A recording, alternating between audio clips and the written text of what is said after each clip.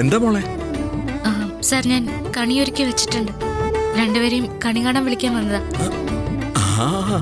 ഞാൻ പത്മയെ വിളിക്കട്ടെ?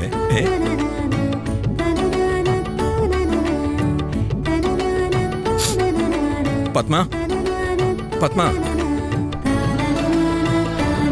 പത്മ.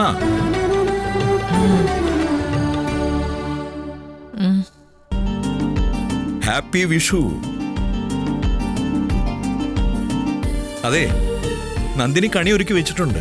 വരൂ. എനിക്ക് കാണണ്ട. എടോ, വിഷുക്കണിയാണ്. എന്തായാലും എനിക്ക് കാണണ്ടെന്ന് പറഞ്ഞില്ലേ? എടോ, വിഷുക്കണി കാണുന്നതൊക്കെ ഒരു ഐശ്വര്യല്ലേ? വിഷുക്കണി കാണുന്നത് ഐശ്വര്യമാണ്. പക്ഷേ അതിന്റെ കൂട്ടത്തില് അവളെയും അവളുടെ കുടുംബക്കാരെയും കൂടെ കാണുമല്ലോ. ഓ, അതെല്ലാം എനിക്ക് ഐശ്വര്യക്കേടാ.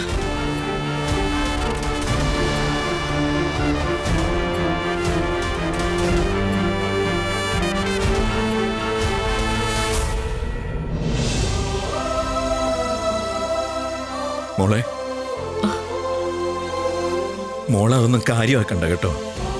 ഇല്ല സർ, സാറ് വരുന്നില്ലേ? എനിക്ക് വിഷുക്കണി കണ്ടേ പറ്റൂ.